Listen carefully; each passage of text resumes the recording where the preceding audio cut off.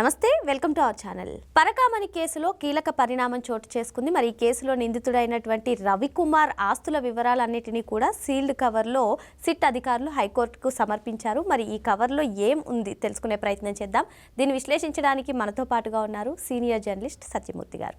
నమస్తే సార్. నమస్కారం అండి. ఈ పరకామణి కేసులో నిందితుడిగా ఉన్నటువంటి రవికుమార్ కుటుంబ సభ్యుల ఆస్తుల వివరాలను, అంటే అంతకుముందు ఎంతున్నాయి, ఇప్పుడు ఎంతున్నాయి, మొత్తం వివరాలన్నింటినీ కూడా సీల్డ్ కవర్లో అధికారులు కోర్టుకు సమర్పించారు సార్. మరి ఆ కవర్లో ఏముందంటారు? నిజంగా ఈ పరకామణి చోరీ కేసుకు సంబంధించి న్యాయస్థానం ఇస్తున్న ఆదేశాలు కానీ, న్యాయస్థానం చేస్తున్న ఫాలోఅప్ కానీ చూస్తే నిజంగా న్యాయ దేవతకి చేతులెత్తి దండం పెట్టాలనిపిస్తుంది. ఎందుకు అంటే తిరుమల తిరుపతి దేవస్థానం అత్యంత పవిత్రమైనది. ఆ పవిత్రతని దెబ్బతీయకుండా, ఆ పవిత్రతని కాపాడుతూ భక్తుల మనోభావాలు దెబ్బతినకుండా, ప్లస్ ఇక్కడ నేరం జరిగింది కాబట్టి ఈ నేరంలో ఉన్న అన్ని విషయాలు బయటికి వచ్చే విధంగా న్యాయస్థానం ఇస్తున్న ఆదేశాలు చూస్తే మాత్రం చాలా ఇది ఒక పెద్ద, అంటే మీకు న్యాయ శాస్త్ర చట్ట వాటిలో బుక్స్లో ఖచ్చితంగా ఈ కేసుని పెట్టాల్సి ఉంటుంది. అంటే లా చదువుకునే వాళ్ళకి ఈ కేసులో ఇది చాలా సెన్సిటివ్ కేసు. పరకామణిలో చోరీ జరగడం అనేది చాలా సెన్సిటివ్ కేసు, హిందువుల మనోభావాలకు సంబంధించిన కేసు. ఈ కేసులో కోర్టు ఇస్తున్న ఆర్డర్లు వీటన్నిటినీ కూడా న్యాయశాస్త్రాన్ని అభ్యసించే విద్యార్థులు చదువుకోవాల్సిన అవసరం ఉన్నది. అంత చక్కగా ఇస్తూ ఉన్నారు. మీకు మామూలుగా ఈ పరకామణిలో చోరీ జరిగిన తర్వాత, చోరీ జరిగింది, ఆ చోరీని అప్పటి TTD board chairman YV Subba Reddy, ఆ తర్వాత బోర్డు చైర్మన్ అయిన భూమన కరుణాకర్ రెడ్డి, వీళ్ళిద్దరి ఇంట్రెస్ట్ తోటి అప్పటి ఎగ్జిక్యూటివ్ ఆఫీసర్ ధర్మారెడ్డి సమక్షంలో వీళ్ళందరూ వెళ్ళి, అంటే ఎవడైతే చోరీ చేశాడో అతను, ఆ చోరీ పట్టుకున్న, ఇప్పుడు దురదృష్టవశాత్తు అతను చనిపోయాడు సతీష్, అతను విజిలెన్స్ ఆఫీసరు, వీళ్ళిద్దరినీ రాజీ చేయించేసి లోక్ అదాలత్లో కేసును క్లోజ్ చేశారు. రవికుమార్ దగ్గర నుంచి 14,48,00,000 రూపాయల ఆస్తుల్ని వెంకటేశ్వర స్వామికి బదిలీ చేయించాము అని వాళ్లే తీర్మానం చేసేశారు. చోరీ జరిగిన కేసులో, చోరీ కేసులో వాళ్లే తీర్పు చెప్పేశారు, వాళ్లే రాజీ చేసేశారు, వాళ్లే సెటిల్ చేసేశారు. దీని మీద ఇది కరెక్టా అని చెప్పి ఒక జర్నలిస్టు, శ్రీనివాస్ అనే ఒక జర్నలిస్టు హైకోర్టుకి వెళ్ళాడు. హైకోర్టుకి వెళ్తే హైకోర్టు ఈ మొత్తం జరిగిన ప్రొసీజర్ మొత్తాన్ని చూసి, లేదు ఇందులో ఏదో మతలబు ఉన్నది, దీని మీద విచారణ చేసి మాకు ఆ ఫైండింగ్స్ని సీల్డ్ కవర్లో ఇవ్వండి అని అడిగింది కోర్టు. అడిగితే దానికి సంబంధించి ఈ పరకామణి చోరీలో ఏమేం జరిగింది, ఎట్లా జరిగింది, తర్వాత జరిగిన పరిణామాలు ఏంటి, వీటన్నిటినీ కూడా పోలీసులు దర్యాప్తు చేసి వాటిని సీల్డ్ కవర్లో న్యాయస్థానానికి ఇచ్చారు. న్యాయస్థానం వెంటనే దీని మీద కేసు నమోదు చేయండి, దీన్ని దర్యాప్తు చేయండి, మీకు అవసరమైతే దీన్ని ఎన్ఫోర్స్మెంట్ డైరెక్టరేట్కి కూడా రిఫర్ చేయండి, ఆదాయ పన్ను శాఖకు కూడా రిఫర్ చేయండి అని చెప్పి క్లియర్ కట్ ఇన్స్ట్రక్షన్స్ ఇచ్చింది విచారణాధికారులకి. అంటే ఎన్ఫోర్స్మెంట్ డైరెక్టరేట్ ఎందుకు అంటే ఈ మొత్తం, అంటే వీళ్ళు కొట్టేసిన డబ్బులు, అంటే డాలర్లు, విదేశాలకు సంబంధించిన నోట్లు కదా, అతను కొట్టేస్తూ పట్టుబడ్డది రవికుమార్ అనే అతను. అవి ఎక్కడ మార్చారు, ఎట్లా మార్చారు, వాళ్ళకి ఆ డబ్బులు ఎట్లా వచ్చినాయి, హవాలా రూట్లో తెప్పించుకున్నారా, లీగల్గా తెప్పించుకోవడానికి వీలు లేదు. అంటే నువ్వు విదేశాలకి వెళ్ళేటప్పుడు నువ్వు ఇక్కడ డబ్బులు ఇచ్చి డాలర్లు తీసుకోవచ్చు, డాలర్లో, యూరోలో, ఏదైనా సరే విదేశీ కరెన్సీ, నీ పాస్పోర్టు, వీసా ఆధారంగా నీకు ఆ కరెన్సీ మార్పిడి జరుగుతుంది. మరి ఈ కరెన్సీ మార్పిడి ఎట్లా జరిగింది, ఏ బేసిస్ మీద జరిగింది అనేది బయటికి రావాల్సిన అవసరం ఉంది. కాబట్టి అవన్నీ బయటికి రావడానికి ఎన్ఫోర్స్మెంట్ డైరెక్టరేట్ సహాయం తీసుకోండి అని కోర్టు చెప్పింది. ఇక్కడ ఎంత ఆదాయం ఉందో ఏంటో, వాళ్ళకి జీతం ఎంత 30,000 40,000 జీతం ఉంటుంది ఆ రవికుమార్ అనే అతనికి. మరి అతను ఇన్ని కోట్ల రూపాయల ఆస్తులు ఎట్లా సంపాదించాడు అనేది ఇన్కమ్ ట్యాక్స్ వాళ్ళని కూడా రిఫరెన్స్ తీసుకోండి అని చెప్పి కోర్టు చెప్పటం అనేది చాలా అద్భుతమైన ఆదేశం. అది it is a beautiful order. ఆ తర్వాత ఏం జరిగింది అంటే, ఆ తర్వాత మళ్ళీ ఫర్దర్ ప్రొసీడింగ్స్లో ఈ రవికుమార్ అతను ఏం చేశాడు అంటే, ఈ లోక్ అదాలత్లో రాజీ చేసుకోవటం ఏంటి అని సింగిల్ జడ్జి తీర్పిస్తే డివిజన్ బెంచ్కి వెళ్ళాడు. అంటే ఇవన్నీ కూడా మీకు కోర్టుల్లో ప్రొసీజర్ ఎట్లా జరుగుతుందో చెప్తున్నాను నేను. సింగిల్ జడ్జి తీర్పు ఇచ్చాడు.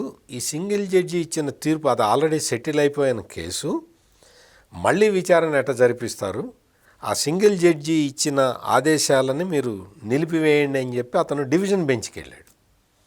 డివిజన్ బెంచ్ ఏం చెప్పిందంటే, సింగిల్ జడ్జి ఇచ్చిన ఆదేశాల్లో తప్పే ఉంది, తప్పేమీ లేదు కదా, మీరు లోక్ అదాలత్లో చోరీ కేసుని మీరు ఎట్లా సెటిల్ చేసుకుంటారు?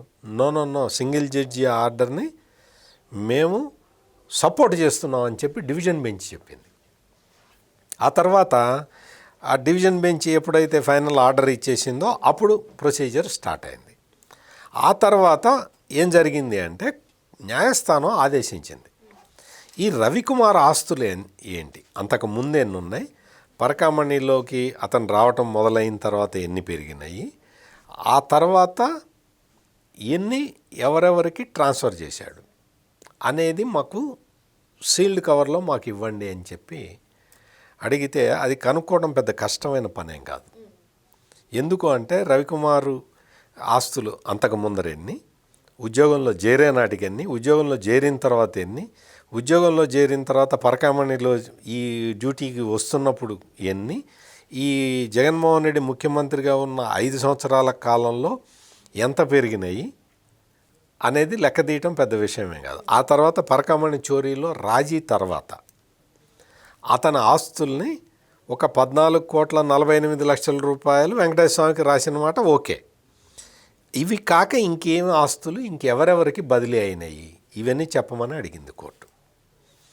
ఇందులో ఒక సీనియర్ పోలీస్ ఆఫీసర్ కూడా ఉన్నాడు. రవికుమార్ నుంచి ఆస్తులు నేను కొట్టేసిన అన్న పదమే వాడుతున్నా. రవికుమారే దొంగ అంటే అతని నుంచి ఆస్తులు కొట్టేసిన వాడు ఇంకెంత పెద్ద దొంగ. ఒక పోలీస్ ఆఫీసర్ ఉన్నాడు, పోలీస్ ఆఫీసర్, ఒక ఐపీఎస్ ఆఫీసరు, ఇంకొక అతను లోకల్గా ఉన్న సీనియర్ పొజిషన్లో ఉన్న వ్యక్తి, సిఐ స్థాయి అనుకుంటా. ఇప్పుడు ఇంకా మరి ప్రమోషన్ ఆ తర్వాత బాగా కొట్టేసామని ప్రమోషన్ ఇచ్చారేమో నాకు తెలియదు, కానీ అప్పట్లో సిఐ స్థాయి. వీళ్ళు కాకుండా కొంతమంది పేర్ల మీద, బినామీల పేర్ల మీద ఆస్తులు ట్రాన్స్ఫర్ అయినాయి.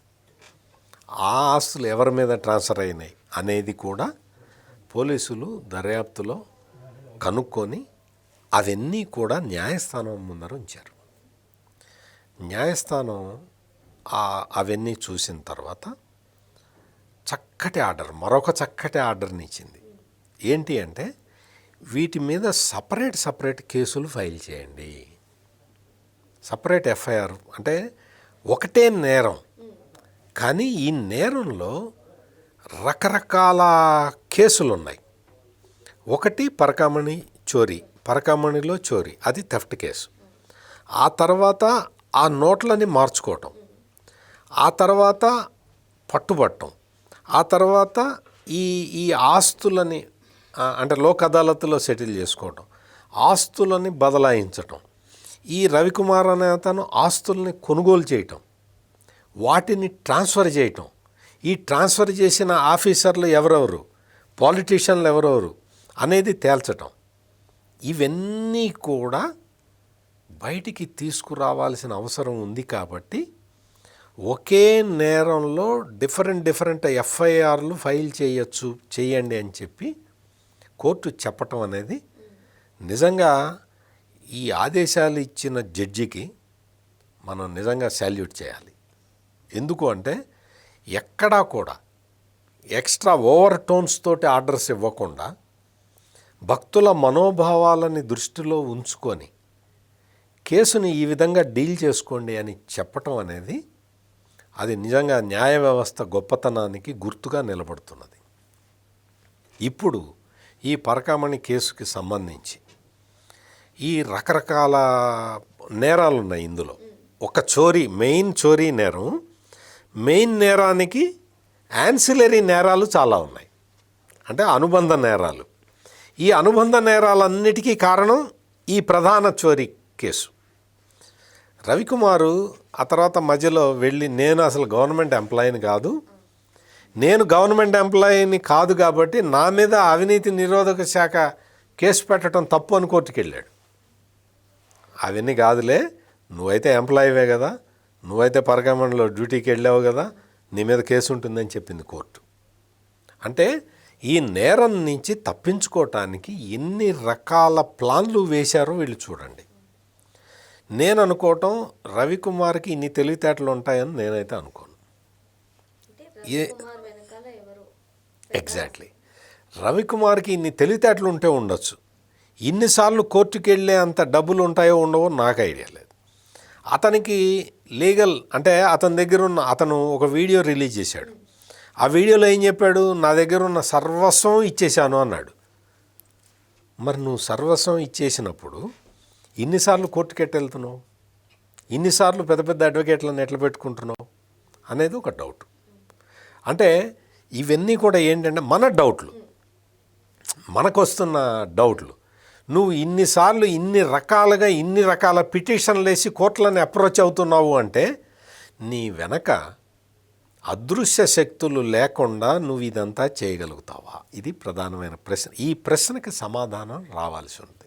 ఈ ప్రశ్నకి సమాధానం వచ్చే ఆ రూట్లో కేసు వెళ్ళటం అనేది మనందరం కూడా గర్వించాల్సిన విషయం.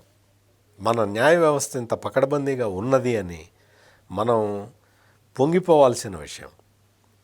ఇంకొక వైపు దేవదేవుడైన శ్రీ వెంకటేశ్వర స్వామి, ఆయనకి సంబంధించిన కానుకల్ని కొట్టేసిన వీళ్ళని ఎంత సునిశ్చితంగా డీల్ చేసి ఈ కేసుని ఒక కొలిక్కి తీసుకురావటానికి ప్రయత్నిస్తున్నందుకు న్యాయస్థానాన్ని చూసి మనం గర్వపడాలి. ఇది మొత్తం కూడా ఇందులో దర్యాప్తు చేసే అధికారులు కూడా ఇప్పటి వరకు చాలా పకడ్బందీగా చేశారు. ఎందుకు అంటే మీరు ఈ మాట ఎట్లా అంటారండి అని మీరు అడగచ్చు. ఎట్లా అంటానంటే, మీకు ఎప్పుడైతే సింగిల్ జడ్జిమెంట్ని డివిజన్ బెంచ్ అప్హెల్డ్ చేసిందో, ఆ తర్వాత కేసును దర్యాప్తు చేసిన తర్వాత వాళ్ళు ఇచ్చిన సీల్డ్ కవర్ ఆధారంగా, సీల్డ్ కవర్లో ఉన్న సమాచారం ఆధారంగా తదుపరి ఇన్వెస్టిగేషన్ చెయ్యండి అని న్యాయస్థానం ఆదేశాలు ఇచ్చింది అంటే ఆ సీల్డ్ కవర్లో ఉన్న విషయాలు పర్ఫెక్ట్గా ఉన్నట్టు లెక్క. అందులో ప్రైమా ఫేసి ప్రాథమిక సాక్ష్యాలు ఆధారాలు ఉన్నట్టు లెక్క. అందుకని పోలీసులను కూడా మనం అప్రిషియేట్ చేయాలి. ఆ తర్వాత నెక్స్ట్ మళ్ళీ రవికుమార్ ఆస్తుల గురించి మీరు దర్యాప్తు చెయ్యండి అన్న తర్వాత దర్యాప్తు చేసి వాళ్ళు ఇచ్చిన ఆధారాలని పరిశీలించి ఫర్దర్గా ఆదేశాలు ఇస్తారు. అంటే నేను ఇవన్నీ ఎందుకు చెప్తున్నానంటే, న్యాయస్థానాల ఔన్నత్యాన్ని మనము 10 మందికి చెప్పాల్సిన అవసరం ఉంది. ఎందుకంటే ఈ సమాజంలో ఎవడికి వాడు వ్యవస్థల్ని మేనేజ్ చేసే పనిలోనే ఉన్నాడు. నువ్వు మేనేజ్ చేయలేవు. వ్యవస్థల్ని మేనేజ్ చేయటం కుదిరే పని కాదు. న్యాయం, ధర్మం అనేవి ఇంకా ఉన్నాయి. చట్టం వాటిని పరిరక్షిస్తూ ఉంటుంది అని మరొక మారు పరకామణి కేసులో న్యాయస్థానం ఇస్తున్న ఆదేశాలు రుజువు చేస్తూ ఉన్నాయి. పరకామణిలో చోరీ చేసిన రవికుమార్ వెనక ఉన్న శక్తులు, అదృశ్య శక్తులు ఎవరెవరు, ఏంటి అనేది మొత్తం బయటికి రావాలి, వస్తుంది. ఎవరైతే ఈ కేసుని అంటే చట్టం ముందర దోషుల్ని నిలబెట్టాల్సిన పోలీస్ అధికారులు ఆస్తులు కొట్టేశారో, నా అంచనా ప్రకారం, నాకున్న సమాచారం ప్రకారం మొత్తం రవికుమార్ దగ్గర నుంచి 120 కోట్ల రూపాయల విలువైన ఆస్తులు బదిలీ అయినాయి. ఈ 120 కోట్ల రూపాయల ఆస్తుల్లో 14,48,00,000 మాత్రమే స్వామివారికి ఇచ్చి మిగిలినవన్నీ ఎవరు కొట్టేశారు? ఇదంతా కూడా బుక్ వాల్యూ. ఒరిజినల్ వాల్యూ ఇంతకన్నా ఎక్కువ ఉంటుంది. అంటే 120 కోట్ల రూపాయల బుక్ వాల్యూ, అది బయట కనీసం 300-400 కోట్ల రూపాయల ఆస్తులు ఉంటాయి. ఈ ఆస్తులన్నీ కూడా చెన్నైలో ఉన్నాయి. అందుకని దీన్ని నేను చోరీ కేసు అని అనను. ఇదొక పెద్ద కుంభకోణం. చోరీ చేసిన వ్యక్తితోటి లాలూచి పడిపోయి అతన్ని గైడ్ చేసి అతనితోటి రాజీ చేయించి అతని ఆస్తులు కొట్టేసే ఇదంతా కూడా ఒక దారుణమైన, ఒక హిందువుల మీద జరిగిన కుట్ర.